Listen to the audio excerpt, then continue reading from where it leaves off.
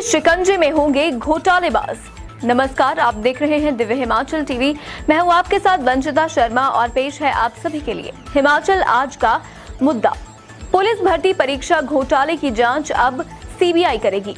CBI को case सौंपने से अब सारी साजिश का पर्दाफाश होने के पूरे आसार हैं। वहीं मुख्यमंत्री जयराम ठाकुर ने सीबीआई को केस सौंपकर एक तीर से दो निशाने साध लिए। क्या है सीएम का मास्टर स्ट्रोक और कैसे अब इस महा घोटाले से सीबीआई पर्दा हटाएगी? हम पहाड़ी में इसी पर चर्चा कर रहे हैं अनिल अग्निहोत्री और राजेश शर्मा।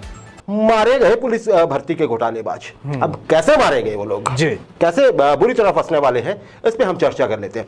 राजेश, देखिए, लाख आपाधापी रही, कभी खालिस्तान की मूवमेंट की बात हुई यहाँ पे, कभी कुछ और हो गया है ना, बड़ी बड़ी बात है। लेकिन जो पुलिस भर्ती घोटाला है उसकी गूंज वैसे ही सबसे ऊपर की खबर है हिमाचल प्रदेश की आज भी। बिल्कुल, और जब से ये सामने आया तब से सही है। अच्छा राजेश, आज बहुत बड़ा धमाका हुआ है इसमें। स्वयं मुख्यमंत्री साहब सामने आए हैं, सीबीआई को जांच सौंपी जा रही है।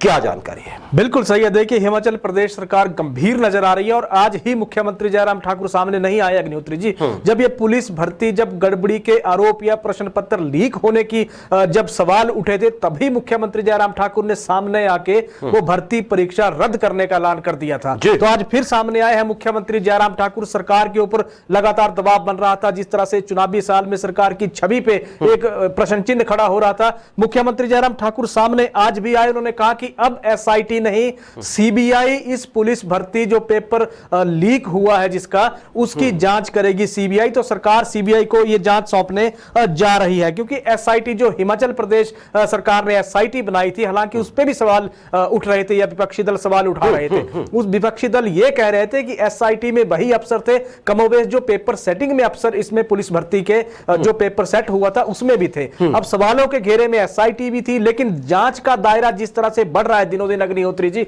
अब ये केस सिर्फ हिमाचल से नहीं जुड़ा है, प्रदेश के बाहर में भी इस नेटवर्क एक तरह से फैला हुआ था। तो इसीलिए सरकार ने फैसला लिया है कि पुलिस भर्ती पेपर लीक का यह मामला जांच के लिए अब सीबीआई को सौंपा जा रहा है। जी राजेश, सीबीआई को सौंपा जा रहा है। मुख्यमंत्री, आपने कहा, दूसरी बार सामने आए हैं। आज मुख्यमंत्री के दाएं बाएं दो कैबिनेट मिनिस्टर थे। सबसे जो सीनियर मिनिस्टर हैं कैबिनेट में जयराम ठाकुर साहब की, वो एक महेंद्र सिंह ठाकुर और दूसरे आपको पता है शिमला के विधायक हैं हमारे सुरेश भारद्वाज। राजेश, जिस तरह से मुख्यमंत्री ने सामने आके इस मुद्दे को ऑन किया और जिस तरह से उन्होंने अपनी बात रखी सबके सामने, वो देखिए एक तरह से कोई उन्होंने ना छुपाने की कोशिश की, ना कोई चीज स्वीकार करने से इनकार किया। बिल्कुल। क्या लगता है आपको मुख्यमंत्री का ये जो सामने आना है, ये एक तरह से जो दबाव बना हुआ था कब से सरकार पे, विपक्षी दल भी, जनता के आम जनता जो है उनका, जो युवा थे उनका जो दबाव था, उसके चलते ये हुआ है? और दूसरा सवाल मेरा आपसे, क्या आज की प्रेस कॉन्फ्रेंस जो मुख्यमंत्री साहब ने की है पूरे मीडिया के सामने आकर, उसने विपक्ष के हाथ से अब ये मुद्दा कमोवेश छीन लिया है? बिल्कुल। देखिए, सरकार के ऊपर दबाव तो बहुत ज्यादा था अग्निहोत्री जी। आप दबाव की जहां तक हम बात है, चुनावी साल हिमाचल प्रदेश का लगा हुआ, कांग्रेस के देख लीजिए, कांग्रेस बहुत बड़ा दबाव था उसके। उदयपुर के चिंतन शिविर में अगर पुलिस भर्ती घोटाला इस तरह से गूंज रहा है, जिसको कांग्रेस ने कह दिया कि चुनाव में हम हथियार बनाने जा रहे हैं प्रचार के जरिए से, देखें कांग्रेस ही हाई कोर्ट पहुंच गई है, मसला वहां पहुंच गया। 26 मई को वहां सुनवाई होने जा रही है। युवा कांग्रेस ने आज प्रदेश भर में आप देखिए धरना प्रदर्शन, अनिश्चितकाल तक हड़ताल शुरू कर दी है। वो डीजीपी की बर्खास्तगी की मांग कर रहे हैं, इस पूरे घोटाले की निष्पक्ष जांच की मांग कर रहे हैं। ये दबाव भी सरकार के ऊपर था। इसके अलावा हम बात कर लीजिए तो सीधे तौर पे कहें तो सरकार की छवि जिस तरह की रही है अभी तक, 4 साल, 4.25 साल या 4.5 साल का जो कार्यकाल सरकार कर रहा है, उस छवि पे भी एक तरह से प्रश्न चिन्ह खड़े हो गए थे। वो दबाव भी सरकार के ऊपर था। युवाओं के करियर का दबाव सरकार के ऊपर था। इस भर्ती में अगर आप ये देखिए कि 26,000 से ज्यादा युवाओं ने रिटर्न एग्जाम ये दिया था और आवेदक जो इसके थे वो 1,87,000 से ज्यादा आवेदक थे, यानी कि करीब करीब 2 लाख आवेदकों ने आवेदन किया था। अब अगर इसमें निष्पक्षता नहीं होती है, अब अगर इसमें सरकार पे दबाव सीबीआई जांच का, क्योंकि विपक्ष बना रहा था, सरकार नहीं करती तो कहीं ना कहीं सरकार को पूरे चुनावी अभियान में बैकफुट पे रहना पड़ता। सरकार अब वहां से निकल के सीधे तौर पे एक विपक्ष से मुद्दा छीन लिया सरकार। क्या बात है राजेश, आपने बिल्कुल सही तरीके से बताया कि सरकार को क्यों सामने आना पड़ा, कैसे सरकार सामने आई, क्यों सामने आई और मुद्दा कैसे झटक लिया, ऐसा फिलहाल लग रहा है विपक्ष से। अच्छा राजेश, एक इस घोटाले को लेकर बहुत बड़ा सवाल अभी भी बाकी था। इस प्रेस कॉन्फ्रेंस के दौरान भी, ये बाद में क्रॉस क्वेश्चनिंग जब मुख्यमंत्री से हुई तब मुख्यमंत्री ने इस पे कहा। सवाल ये था कि क्योंकि पुलिस विभाग का घोटाला है, पुलिस की ओर से ही पेपर सेट किया गया था और पुलिस विभाग ही इस परीक्षा को ले रहा था। राजेश, ऐसा आशंका जताई जा रही थी कि पुलिस के कुछ अधिकारी इसमें शामिल हो सकते हैं। बिल्कुल, मुख्यमंत्री से ये सवाल पूछा भी गया तो मुख्यमंत्री ने इसका जवाब दिया कि मैं पहले ही कह चुका हूं कि जांच निष्पक्ष होगी और जो भी जांच के दायरे में आएगा उसे छोड़ा नहीं जाएगा। क्या कहेंगे इस ये जो स्टैंस है मुख्यमंत्री का, इसको कैसे देखते हैं? बिल्कुल सही है। देखिए, मुख्यमंत्री जयराम ठाकुर की अगर जिस तरह से उन्होंने वहां प्रेस को संबोधित किया, पत्रकारों को संबोधित किया, बड़े दो टूक जवाब दिए। उन्होंने ये कहा कि रात को 11:30 बजे उनके जो पहले का उन्होंने याद दिलाया, जब रात को 11:30 बजे जब मामला उनके ध्यान में आया तो सबसे पहले FIR दर्ज की गई। सुबह 9 बजे फिर आप देखिए कि इसके बाद जब 10 बजे से पहले वो पत्रकारों से रूबरू हुए, वहां उन्होंने ऐलान कर दिया कि ये इसकी बिल्कुल परीक्षा रद्द की जाती है। उसके बाद फिर SIT उन्होंने जो घोषणा उससे पहले कर रखी थी कि SIT बनाई जाएगी, वो SIT बनाई गई सरकार के द्वारा और अब सरकार CBI को ये जांच सौंपने जा रही है। सरकार गंभीर है, मसला गंभीर है, क्योंकि इतने बड़े स्तर पे अगर ये चीजें हो रही हैं और SIT की जहां तक इन्वॉल्वमेंट की बात अग्निहोत्री, सवाल पुलिस पे लगातार खड़े हुए हैं पहले दिन से ही। कुछ ऐसे सवाल हैं जिनका हल आज तक एक तरह से वो सवाल जस के तस हैं। उन सवालों पे आप देखिए SIT का दायरा, थोड़ा सा SIT की भूमिका पे भी सवाल उठे थे कि कुछ चेहरे जो पेपर सेटिंग थे वही चेहरे SIT में शामिल कर लिए गए। पुलिस अपने ही विभाग के खिलाफ कैसे जांच को अमलीजामा पहनाएगी, इस पे सवाल खड़े हो गए थे। अब CBI को केस सौंपा गया है, निष्पक्षता जिसका दावा मुख्यमंत्री जयराम ठाकुर कर रहे हैं, क्योंकि CBI तो जानी जाती है निष्पक्षता के लिए ही जानी जाती है। तो अब युवाओं को न्याय मिलेगा सही मायनों में। जी राजेश, बिल्कुल सही कहा आपने कि SIT में भी ये कहा गया था कि पेपर चेक करने वाले लोग हैं या कुछ है। लेकिन आज हम आपको बता दें कि मुख्यमंत्री साहब ने SIT की भरपूर तारीफ की है, खासकर जो अभी तक की उपलब्धियां रही हैं। आप ये देख लीजिए, एक तरह से पैन इंडिया मामला दिखता आ रहा है। बिल्कुल सही है ना। हम आगे चर्चा करेंगे कि किस तरह के लोग पकड़े गए हैं, अभी कौन फंस रहे हैं। लेकिन राजेश, इसमें एक चीज बड़ी अच्छी है और वो है नौजवानों के लिए। सही है। मुख्यमंत्री साहब ने ये सीधे सीधे कहा कि हमें मालूम है कि युवाओं के भविष्य से जुड़ा हुआ है मसला। बिल्कुल। तो परीक्षा जल्द आयोजित की जा रही है।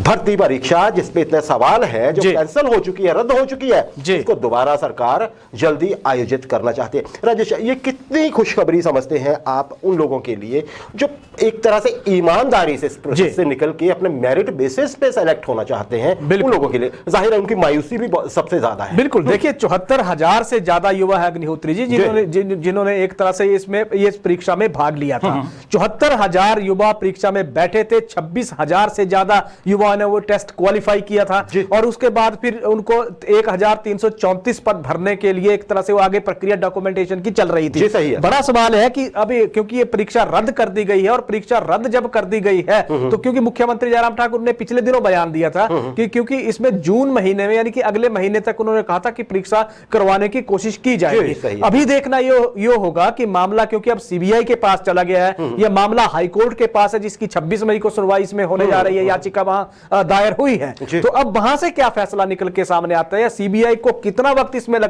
इसकी जांच पड़ताल में लगता है, यह भी देखने वाली बात होगी। लेकिन सरकार जिस तरह से प्रतिबद्ध नजर आ रही है या सरकार ने जिस तरह का ये स्टैंड लिया है, ये बहुत बड़ा फैसला है। अगर जून में, क्योंकि सरकार की तो पूरा फोकस है कि जल्दी से जल्दी ये परीक्षा हो जाए, तो ये निष्पक्ष जांच पे अब CBI के रुख पे ये सारी चीजें तय करेंगी। जी राजेश, लेकिन खैर हम अतीत को देखें तो CBI चाहे कितनी भी बड़ी, और जैसे जांच का दायरा बढ़ता है तो जांच लंबी खिंचती है। सही है। और अगर लंबी खिंचेगी तो महीनों लगेंगे इस जांच में, सीधी सी बात है। लेकिन क्योंकि ये सरकार के अधिकार क्षेत्र में है, परीक्षा रद्द हो चुकी है और आप शॉर्टलिस्ट कर चुके हैं उन लोगों को जो कि परीक्षा में बैठने के योग्य हैं। बिल्कुल। तो शायद इसमें सरकार ये चाहेगी, आपने न्यायालय का जिक्र किया, अगर अनुमति की जरूरत होगी तो वहां से ली जा सकती है। लेकिन कमिटमेंट ये दिख रही है, पहले ये कहा था कि मई के अंत में ही, तो मई के अंत में नहीं तो जून के शुरू में या जून के आधा जून जो होगा उससे पहले शायद लगता है कि परीक्षा होकर रहेगी, क्योंकि सरकार को अपनी छवि स्वच्छ करनी है। राजेश, आप जैसे कह चुके हैं पहले कि लगभग 4.5 साल का जो कार्यकाल रहा है मुख्यमंत्री जयराम ठाकुर का, वो एक तरह से बेदाग कहा जाएगा। सही है। लेकिन ये बहुत बड़ा एक दाग लगने वाला था जिसको सरकार ने एक तरह से मिटाने की कोशिश की है, प्रयास भी दिख रहे हैं। अब अगर परीक्षा जल्दी करवा लेते हैं तो जो युवा है, जो निराश है, वो निराशा दूर हो जाएगी उनसे, और बशर्ते प्रोसेस भी जल्दी पूरा कर ली जाए। खैर, जो दोषी है वो पकड़े जाते रहेंगे, ये प्रोसेस जो है वो दूसरी तरफ चलता रहेगा। राजेश, जरा ये बताइए कि आधिकारिक रूप से अभी गिरफ्तारियां कितनी हुई है, कैसे हुई है, और उन्हीं गिरफ्तारियों से शायद ये रास्ता खुला या ये मजबूरी हुई कि ये एसआईटी के बजाय सीबीआई से जांच होनी चाहिए। सही क्या जानकारी आपके पास? बिल्कुल सही है। अभी तक अगर हम सीधे तौर पे कहें तो 24 से ज्यादा आधिकारिक गिरफ्तारियां हो चुकी हैं। हालांकि 73 से ज्यादा लोगों को पुलिस ने एक तरह से डिटेन कर लिया है, लेकिन गिरफ्तारियां जो आधिकारिक हैं वो 24 गिरफ्तारियां अग्निहोत्री जी। और प्रदेश के बाहर अभी तक जो सामने आया कि ऐसा लग रहा है कि हिमाचल प्रदेश से ही, सिर्फ हिमाचल प्रदेश की परिधि का मामला नहीं है, ये बाहरी राज्यों से भी नेटवर्क जुड़ा हुआ है, और बाहरी राज्यों के भी 10 लोगों को इसमें एसआईटी अभी तक गिरफ्तार कर, अलग अलग राज्य हैं, बिल्कुल अलग अलग राज्य हैं, तो वहां से गिरफ्तार कर चुके हैं। मामला या नेटवर्क बहुत ज्यादा है, पर इसमें कुछ अभी ये पता चल नहीं पाया अग्निहोत्री जी के पेपर लीक कहां से हुआ, और वही जांच का सबसे बड़ा बिंदु वही। और अभी तक अगर पुलिस ने जिनको तलब अभी तक किया है वो आप देखिए कि अभी पिछले कल भी नालागढ़ से 4 लोगों को उठाया गया, 4 लोग, ये 4 वो युवा हैं जो सोलन के टॉपर बताए जा रहे हैं, और पुलिस उन लोगों से या उन युवाओं से पूछताछ अभी तक कर रही है जिनके इस भर्ती परीक्षा में 60 से ज्यादा नंबर आए हैं। अब पुलिस इसलिए, क्योंकि पुलिस उसके बाद उनका एक तरह से एग्जामिन कर रही है कि क्या ये इस आवेदक ने या इस युवा ने अपने आप दम पे ये लिए नंबर लिए हैं, या फिर कहीं से उनको इसमें पेपर लीकेज का लाभ तो नहीं मिला है। अभी तक जितने भी पुलिस ने जो ट्रेस आउट युवा किए हैं या गिरफ्तार जो किए हैं, सभी में पुष्टि हो गई है, और मैक्सिमम ने ये स्वीकार भी चीज कर ली है कि उन्होंने परीक्षा से पहले उन तक वो पर्चा पहुंच गया था। ये सबसे बड़ी बात है। लेकिन अभी देखिए सीबीआई के पास तो केस चला गया, लेकिन कुछ सवाल है जो युवा या जो वो आवेदक अभी भी सरकार से पूछ रहे हैं, वो सवाल एक इस तरह से है कि सबसे पहले ये पेपर लीक हुआ कहां से, पहले इसका जवाब सरकार दे, या सीबीआई को अब जो ढूंढना होगा। सबसे पहले किसने बेचा, किसने खरीदा और कितने में बेचा, क्योंकि अभी तक आप देखिए कि 5 लाख और 6 लाख से लेकर 50,000 तक की बातें इसमें चल पड़ रही हैं। मास्टरमाइंड कौन है इस पूरे प्रकरण का, ये सबसे बड़ा चुनौती, सबसे बड़ा सवाल सरकार के सामने भी होगा, सीबीआई के सामने भी। राजेश, जाहिर है सीबीआई के काम करने का तरीका है ना जी, वो पहले एक एक्शन प्लान बनाते हैं, सही है, वो एक सस्पेक्ट्स की लिस्ट बनाते हैं, वो बिंदु बनाते हैं, क्रमवार चलते हैं, वो स्टेप बाय स्टेप होती है, सब कुछ सामने आ जाएगा ऐसा उम्मीद है। लेकिन राजेश, एक और चीज मैं अगर आपसे पूछूं, ये एक सवाल व्यवस्था का है। व्यवस्था का सवाल ये इस तरह से है कि देखिए इस परीक्षा में सबसे बड़ी सरकार कहां ज्यादा उलझी हुई थी, जो आरोप लग रहे थे, पुलिस विभाग ही परीक्षा करवा रहा था, पुलिस की ही परीक्षा हो रही थी, पुलिस ने ही पेपर सेट किया था, सही है। और अब जब घोटाला सामने आया तो पुलिस ही जांच कर रही है, यहीं पे यही घिर तो यही रही थी। बिल्कुल। हमारे पास राजेश 2 बड़ी ट्रस्टेड एजेंसीज हैं, हमारे 2 कमीशन हैं, एक पब्लिक सर्विस कमीशन है और दूसरा सबऑर्डिनेट सर्विस कमीशन है। बिल्कुल राजेश, क्या ये जो अभी प्रकरण हुआ है इसने ये कह नहीं दिया या ये साबित नहीं कर दिया, ये या बिल्कुल साफ नहीं कर दिया कि कोई भी भर्ती परीक्षा हो वो इन 2 ही एजेंसियों के माध्यम से होनी चाहिए। अगर स्टाफ की कमी है तो वो पूरी की जाए। देखिए भविष्य, राजेश आप बता रहे थे कि ऐसे ऐसे लोगों की सिलेक्शन इतने 60+ मार्क्स ले लिए हैं जिनको ये नहीं पता है कि हमारे मुख्यमंत्री कहां से हैं, हमारे राज्यपाल है कौन, बिल्कुल नाम क्या है। जी ऐसे जैसे लोग अगर मान लीजिए पुलिस में आ जाए, देखिए पुराना समय तो रहा नहीं है पुलिस की डंडा फटकारा लोगों को डराया, और आजकल तो देखिए एक तरह से कन्वर्सेशन होती है ना जी, अब नए जमाने की पुलिस होती है, अब वो चीज नहीं रही है अंग्रेजों के समय वाली या कुछ समय पहले वाली, अब कुछ और जैसे इंटेलिजेंट लोग पुलिस में चाहिए हमें, और वही प्रयास होते हैं। तो राजेश, अगर ऐसी चीजों को रोकना है तो क्या हमें अपनी उन्हीं 2 एजेंसीज पे भरोसा नहीं करना होगा, चाहे वो परीक्षा किसी भी विभाग की हो? बिल्कुल सही है। देखिए लगातार ये मांग उठती रही है प्रदेश में कि जितनी भी परीक्षाएं होती हैं, भर्ती भर्ती परीक्षाएं होती हैं, जो करियर से जुड़ा हुआ सबसे बड़ा मसला है, वो हमारे दो जो आयोग हैं उन आयोग के मार्फत ही होने चाहिए। चाहे हमीरपुर का कर्मचारी चयन आयोग है, चाहे फिर शिमला का हिमाचल प्रदेश चयन आयोग है, दोनों आयोग के मार्फत से होगी, निष्पक्ष होगी और बड़ी बात यह है कि उसमें पारदर्शिता बनी रहेगी। सवाल यहां यह भी उठता है अग्निहोत्री जी कि पंचायत सचिवों की भर्ती फिर हिमाचल प्रदेश विश्वविद्यालय कंडक्ट क्यों करवाता है, या टेट की परीक्षा फिर शिक्षा बोर्ड क्यों करवा रहा है। तो इस तरह की जब दो आयोग हमारे पास हैं तो फिर पारदर्शिता और निष्पक्षता दोनों ही तरह की चीजें होंगी। अब ये जो पुलिस भर्ती जो परीक्षा पुलिस अपने दम पे जो कंडक्ट 2 बार पुलिस ने अटेम्प्ट किया है, 2019 को 2020 को याद कर लीजिए और 2022 को याद कर लीजिए, दोनों ही बार पुलिस भर्ती सवालों के कटघरे में खड़ी हो गई। पिछली बार देखिए आप जंगलों से आप देखिए कि वहां आरोपियों को गिरफ्तार किया गया, कैसे पहले एक मतलब आवेदकों ने अपनी जगह किसी दूसरे सॉल्वर को पेपर देने के लिए बिठा दिया गया था, हाईटेक तरीके से बड़े पैमाने पे नकल हो रही थी, लीकेज इस बार जितनी ज्यादा हो गई है।